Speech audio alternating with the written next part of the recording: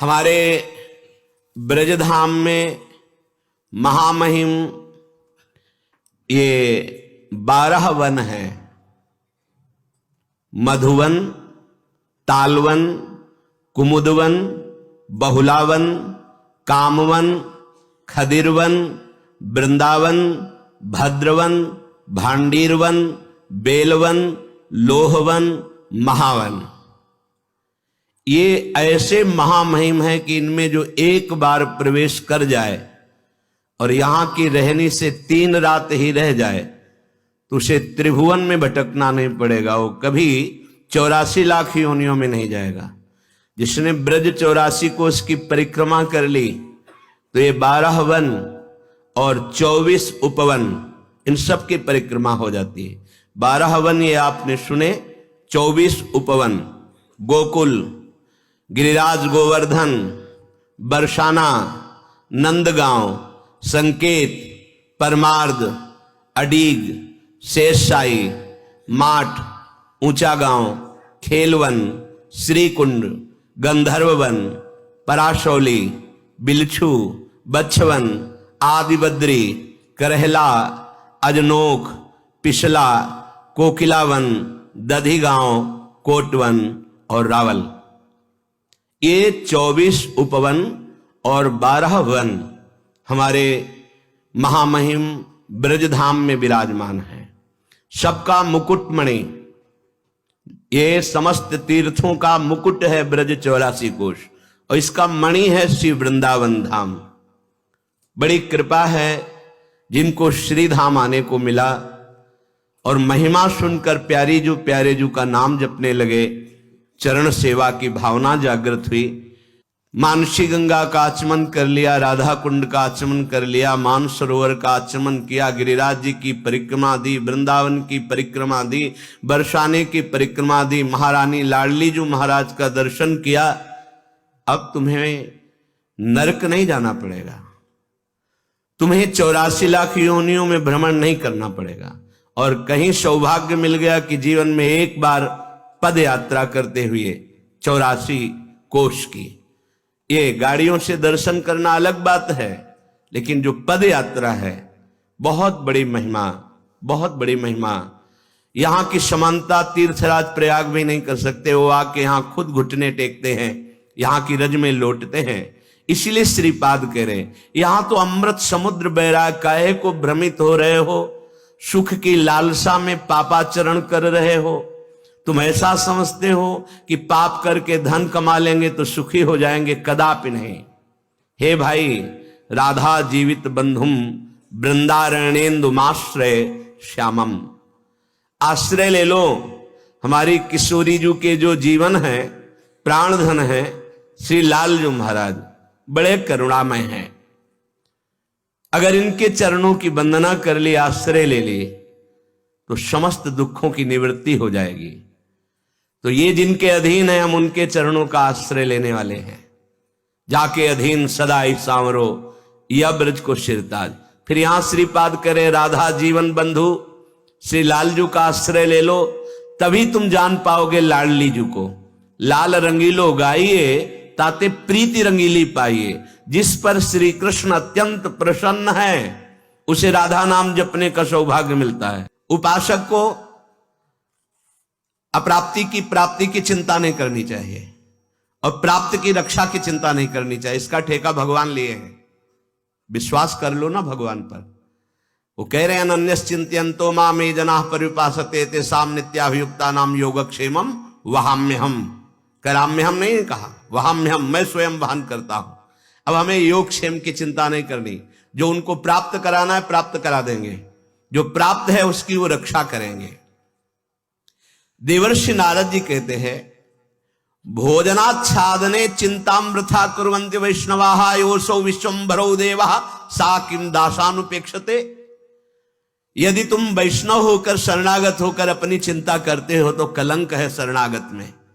अरे वो विश्वम्भरो देवः, संपूर्ण विश्व का भरण पोषण करते हैं, तुम्हें चिंता किस बात की। तुम ऐसे मालिक के सेवक हो, अब तुम्हें किसी के आगे हाथ पसारना पड़े तो लगता है तुमने अभी झूठी बात कही है कि मैं प्रभु का शरणागत हूं। सच्ची बात नहीं स्वीकार की है। खोए रतन फिरत जे घर घर, कौन काज ऐसे जिए। धिक्कार है शरणागत होकर अगर दूसरों के आगे हाथ पसारे, भगवान का दास कहलाकर, महालक्ष्मी पति का सेवक कहलाकर और ऐसे करना पड़े। इसका मतलब तुमने शरणागति ही नहीं ली, तुम्हारे अंदर शरणागत भाव ही ना आया। योशो विश्वंभरो देवा साकिम दासानुपेक्षता, जो विश्व का भरण पोषण करते हो अपने दासों की उपेक्षा कर देंगे। तुम्हें भीख मांगनी पड़ेगी, अर्थ की तुम्हें मांगना पड़ेगा। सच्ची मानिए, आकाश वृत्ति सर्वोपम वृत्ति, जो भेजोगे देखूंगा क्या भेजते हो, वैसे ही चलूंगा। बस कोई चिंता नहीं, ना मांगने की चिंता है, न मोक्ष की चिंता है, न कल्याण की चिंता। कितनी बेपरवाही, बस अपने कर्तव्य का पालन हम कर रहे हैं। कर्तव्य के पालन में फल की भी इच्छा का त्याग करना होता है। यह कर्म फलम त्यजति, यह स्थिति है भक्त की।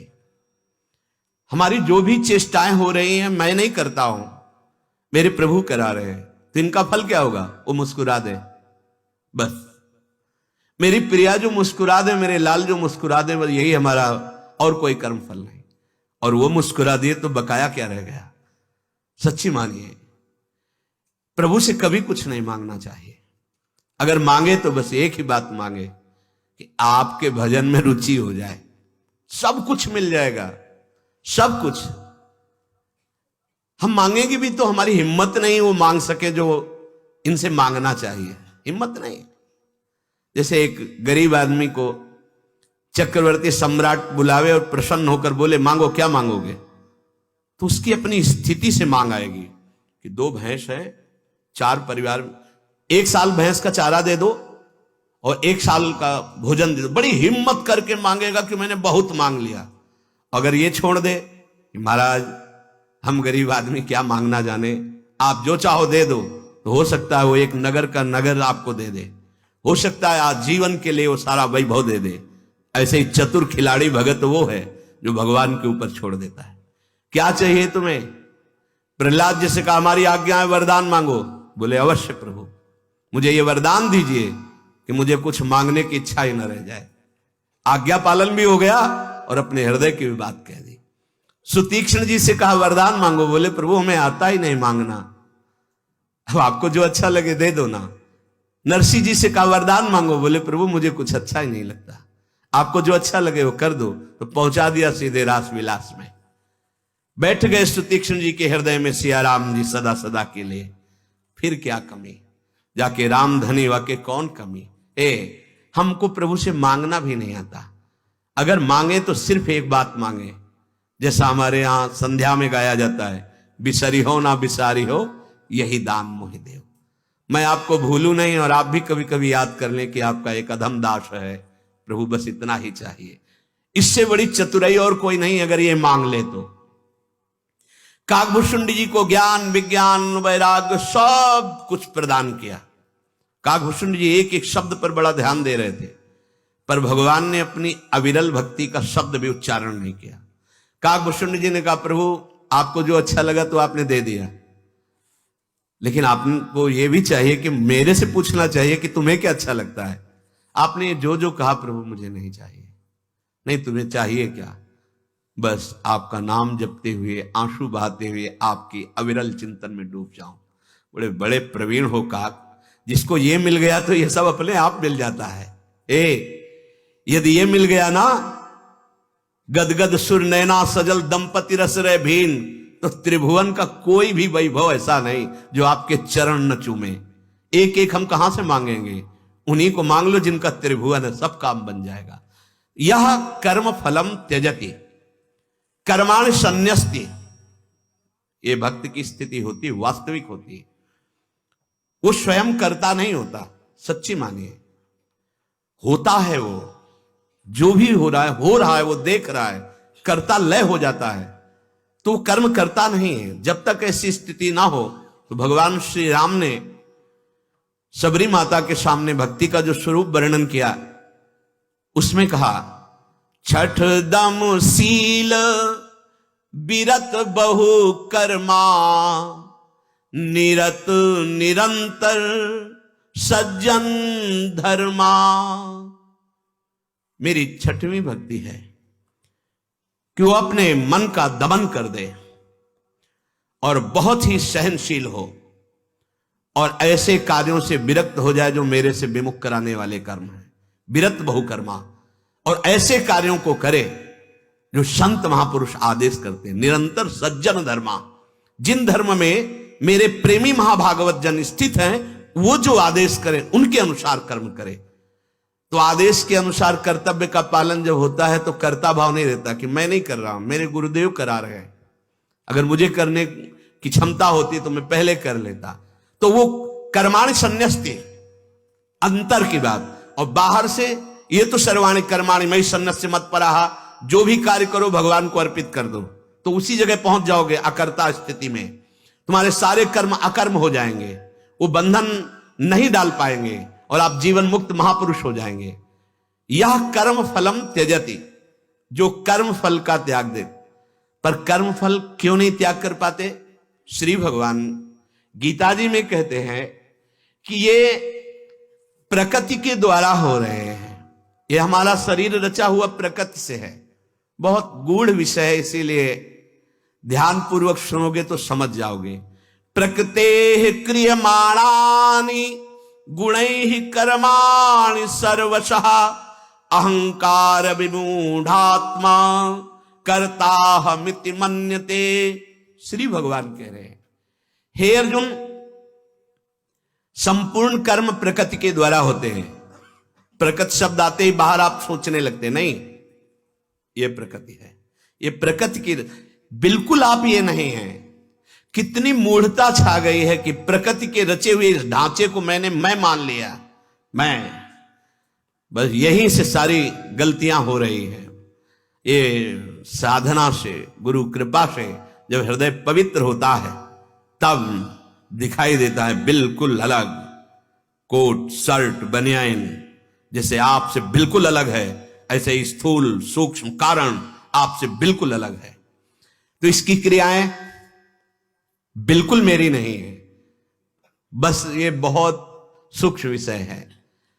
ये संपूर्ण कर्म सब प्रकार से प्रकृति के गुणों के द्वारा हो रहे हैं, परंतु ये अहंकारी मूढ़ मनुष्य, मोहित अंतःकरण वाला, मैं करता हूं ऐसा मान लेता है, इसीलिए वो दंड का भागी होता है। अब चतुराई मत दिखाना, पाप कर्म हुए तो बोले मैंने नहीं भगवान ने कराया है, ये तुम्हारी चतुराई नहीं चलेगी।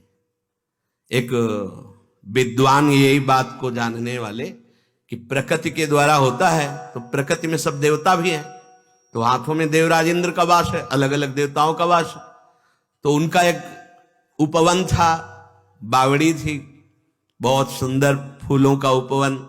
उसमें एक गाय स्वाभाविक प्रवेश कर गई और वो चर रही थी, तो उन्होंने एक पत्थर उठाया और मारा, तो मस्तक पे लगा, गाय मर गई। अब गौ हत्या प्रकट हुई। उसने कहा कि आप बड़े तपस्वी हैं, विद्वान हैं, इसलिए आदर करती हूं आपका, पर मैं अब आपको नष्ट करूंगी, मैं गौ हत्या हूं। तो उनका मेरे को क्यों लगेगी, हाथों में देवराज इंद्र का वास है और उन हाथों से पत्थर उठा और तुम्हारे ऊपर लग गया, तो देवराज इंद्र के पास जा। उनका ठीक, ये तो शास्त्रीय सिद्धांत।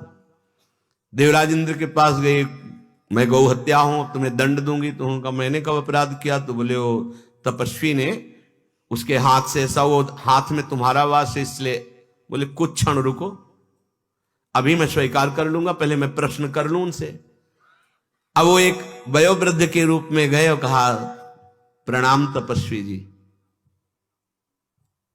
बहुत सुंदर वाटिका है, किसने बनाई? बोले मैंने। इतने सुंदर सुंदर फूल किसने लगाए? मैंने। इन सबका सिंचन कौन करता है? मैंने। ये बावड़ी बहुत सुंदर बनी है, किसे? ये सारा का सारा मेरा और मैंने किया। तो बोले गौ हत्या किसने की? गौ हत्या इंद्र ने की। बकवास, चढ़, गौ हत्या से कहा इसके ऊपर चढ़, ये सच्चा ज्ञानी नहीं है। हाँ, शुभ कर्म हुए तो मैंने किए, अशुभ किए तो भगवान की सत्ता के बिना पत्ता नहीं हिलता।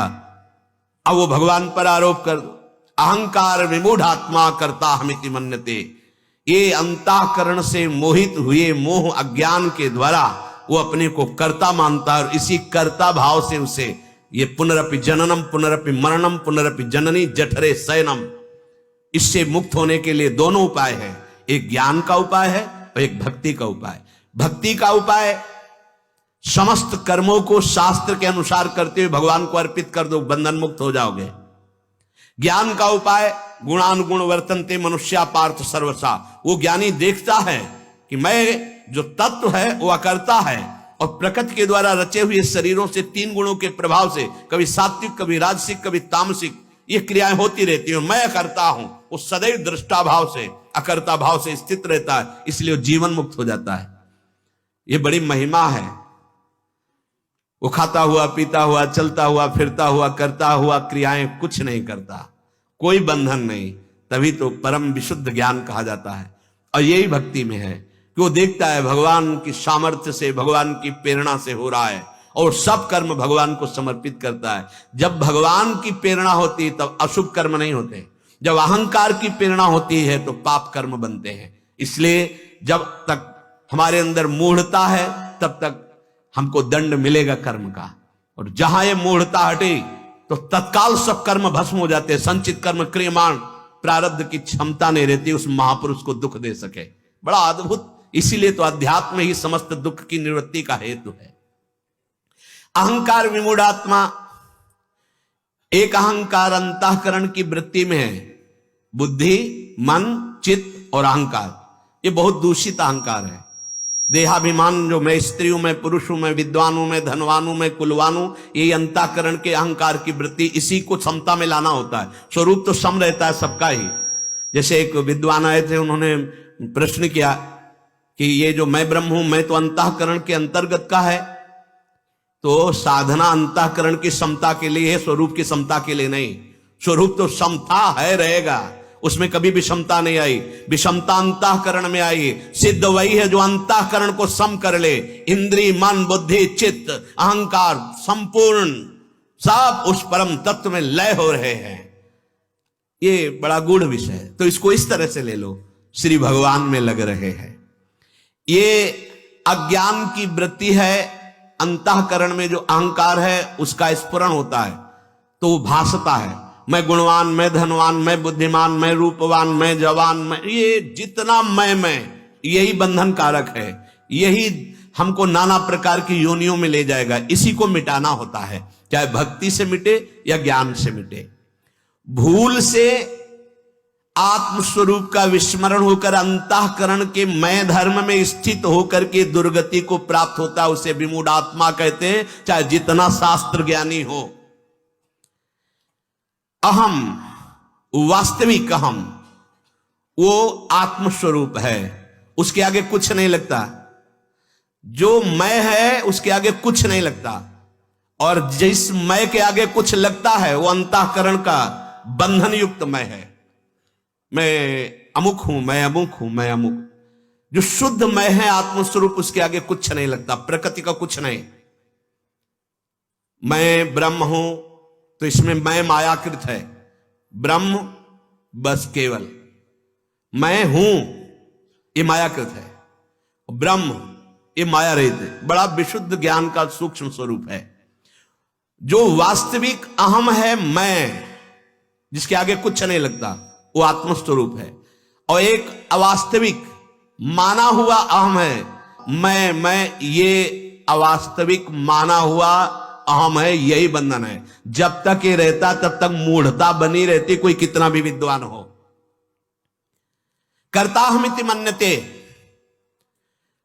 यद्यपि सब कर्म प्रकृति से ही हो रहे हैं, ये प्रकृति की रचना स्थूल सूक्ष्म कारण और क्रियाएं प्रकृति में ही हो रही। परमात्म स्वरूप चैतन्य घन आत्मस्वरूप का कोई संबंध न था न है न रहेगा। पर अंतःकरण धर्म में मैं से संबंध रखने के कारण बार बार उस अजन्मा को भी जन्म लेना पड़ रहा है।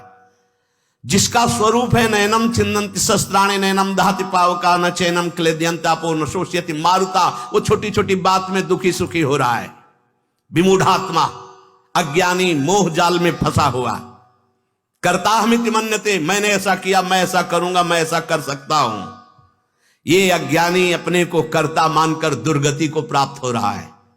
श्री भगवान के वचन है। कारण क्यों? अहंकार को अपना स्वरूप मान बैठा, देहाभिमान। अहंकार के कारण शरीर, इंद्रिया, मन आदि में वही मैं उतर गया। मैं देखना चाहता हूं, मैं बोलना चाहता हूं, मैं सूंघना चाहता हूं, मैं भोगना चाहता हूं, मैं इंद्रियों में उतर गया, मन में उतर गया, बुद्धि में उतर गया, वही मैं। यही बंधन है, इसे वापस करना है। चाहे भक्ति से कर लो, चाहे ज्ञान से कर लो, बड़ी ये टेढ़ी खीर है, गुरु कृपा से ही सुलझती है। शरीर आदि में इतनी ममता हो गई, इतनी अहमता हो गई कि वो अपने को कर्ता मान बैठा, इसीलिए विपरीत दशा को प्राप्त हो गया।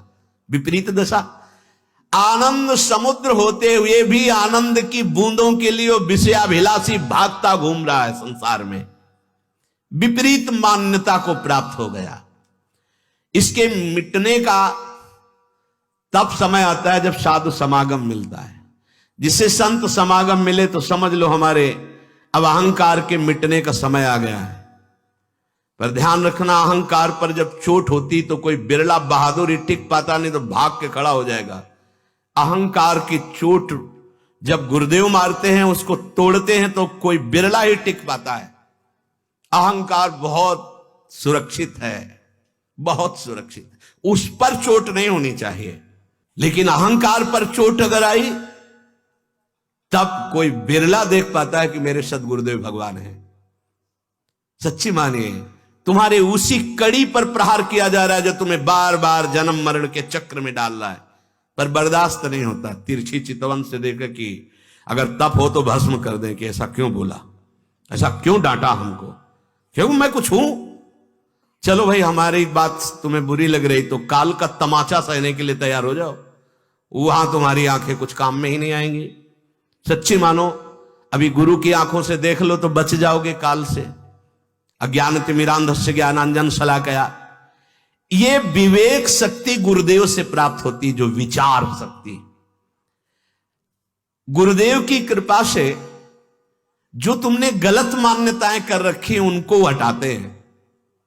मैं स्त्री, मैं पुरुष, मैं धनवान, मैं कुलवान, मैं विद्वान, मैं अमुक अमुक अमुक, वो गुरुदेव काटते हैं। नहीं नहीं, जिस तरह से समझ में आता है भगवत प्रेरणा से कि इसका अभिमान इस तरह से चूर होगा, वो उस युक्ति का प्रयोग। उनको लगता है मेरे पीछे क्यों पड़ गए। सच्ची मानिए, आपको बहुत प्यार करते हैं इसलिए पीछे पड़ गए हैं। आपको लौकिक प्यार की पहचान है, अलौकिक प्यार की पहचान नहीं है। जैसे कृपा करके कोई कटु वचन मिलता है ना, तो अंदर घुस करके वो काम करना शुरू करता है, वो जलन पैदा करता है। बस थोड़े दिन की जलन है, जला जला के उस अहंकार को गलाना है भाई। वो अहंकार पिघल करके द्रवित होकर प्रिया प्रीतम के चरणों में आएगा तो आप भी नाच कर कहोगे, पायो जी पायो मैंने राम रतन धन, पायो वस्तु अमोलक दी मेरे सतगुरु। मैं तो फेंक रहा था, पर गुरु कृपा से पहचान हो गई कि ये क्या मिल गई। वस्तु अमोलक दी मेरे सतगुरु, अब निस्दिन बढ़त सवायो। एक होता है करना और एक होता है होना। गुरु कृपा पात्र होने पे पहुंचता है, करने पे नहीं। वो जिस समय आप, तभी कहा तनुवांग मनोभिरमले सोहम तभी वास्यता, क्योंकि यही प्रकृति का जो स्वरूप आप लादे बैठे हो, यही समर्पित करना है गुरु को। ये प्राय प्रेरित किया जाता है, दान करो, ये करो, वो करो, ये यही फंसने की सब बातें की जाती है। आप अपने आप का दान करो। मयि मन आधत्सो मयि बुद्धि निवेश है। अध्यात्म में कभी यहां चर्चा नहीं सुनी होगी आप, ये ऐसा दान करो, ऐसा दान। अध्यात्म सिर्फ आपकी पिटाई करेगा, आपकी। इसीलिए टिकना मुश्किल होता है अध्यात्म में। आपके मन की, आपकी बुद्धि की, आपके अहंकार की, आपके चित्त की धुलाई केवल। जो जो अपना मान रखे उसको छोड़ दो, अभी जीवन मुक्त हो जाओगे। उसी पर प्रहार किया जाता है। जब हम अपना मानकर कुछ दान करते हैं तो सिस्टम कई गुना बढ़ के दे देता है। जब इतने में होश खराब है तो कई गुना बढ़ के आ जाए तो एकदम बेहोश हो जाएंगे। नहीं, अगर कहीं उपाय बताया जाता है उस राग से मुक्त होने के लिए, तो तोदियम वस्तु गोविंदम तुभ्यमेव समर्पय, मेरा कोई अधिकार नहीं, आपकी वस्तु है, आपको पहुंच गई। बस ईमानदारी का यह बात हुआ कि जो मैं माने हुए था वो बेईमानी थी, आपकी वस्तु आपको पहुंच गई, नाथ मेरा इसमें कुछ नहीं। अब वो सेवा बन गई, सेवा स्वामी को अधीन कर लेगी। दान जो भागवतिक सिस्टम वो आपको कई गुना बढ़कर दे देगा, दान से कल्याण होने वाला नहीं। एक शुभ कर्म है वो, अपने मन का दान करो, अपनी बुद्धि का। भगवान कह रहे हैं मैं ये वो मन आदत सो मैं बुद्ध, और ये कोई बिरड़ा ही करना चाहता है। बड़ी सफाई से प्रश्न किया जाता है कि हमको उत्तर वो दो जिससे हम सांसारिक भोग भोगते हुए परमानंद को प्राप्त हो जाए। असंभव, कैसे हो सकता है? वही मन जो विषयों का चिंतन कर रहा है वो भगवदानंद में कैसे डूब सकता है? विषयों का चिंतन करता रहा है, अब अनन्यस चिंतयन्तो माम, अब प्रभु का चिंतन करना है। जिस प्रकार समुद्र का अंश लहर है, लहर और समुद्र में बिल्कुल एकता है, कोई अंतर नहीं, ऐसे ही आनंद समुद्र भगवान का अंश है जीव, इसमें और भगवान में कोई अंतर नहीं भाई। वायु विकार हटा तो लहर समुद्र थी, समुद्र है, समुद्र रहेगी, और समुद्र में ही वो लहर है। तुम भगवत स्वरूप थे, भगवत स्वरूप हो, भगवत स्वरूप रहोगे। बस ये विकार जो माया का घुस गया है, अहंकार विमूढ़ आत्मा करता हमित, ये विमूढ़ता जो घुस गई है अंदर, इसी को निकालने के लिए सत्संग हो रहा है। इसी को गुरु कृपा, संत कृपा, शास्त्र कृपा निकाल देती है। ये शरीर संसार सजाती है, स्वरूप भगवान सजाती है। जिस जाति के, जिस पदार्थ के भगवान, उसी पदार्थ का मैं। वो अविनाशी तो अविनाशी, वो चैतन्य घन तो चैतन्य घन, वो निर्मल तो ये निर्मल, चैतन्य अमल सहज सुख राशि, वो सुख राशि जो आनंद सिंधु सुख राशि, वही सुख राशि ये है। भूल गए, इस शरीर से इतनी ममता हो गई कि अपने अंशी को भूल गए, अपने स्वरूप को भूल गए। मैं मान लिया प्रकृति को, अस्तित्व बना लिया प्रकृति को। हमारा परिचय प्रकृति से। देखो ना, कहां पैदा हुए हो, कौन जाति के हो, क्या नाम है, किस पद में हो, ये सब प्रकृति का परिचय है। मैं कौन हूं, वो बोल रहे हैं कि अमुक हूं, अमुक हूं, अमुक ईश्वर हूं।